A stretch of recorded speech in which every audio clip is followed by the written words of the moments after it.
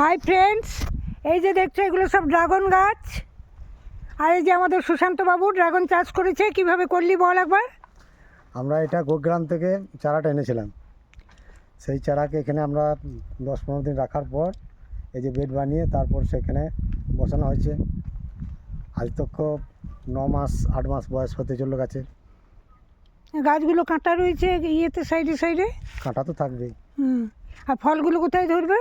ফল এই যে ডালের মধ্যেই, এই সাইডে যে কাঁটা রয়েছে এখান থেকে বেরাবে। আচ্ছা এই যে কাটিং করা হয়েছে এখান থেকেও বেরাবে। আচ্ছা, ভিডিওটা কেমন লাগলো বলবে। আর ফলগুলো কটা করে রাখবি?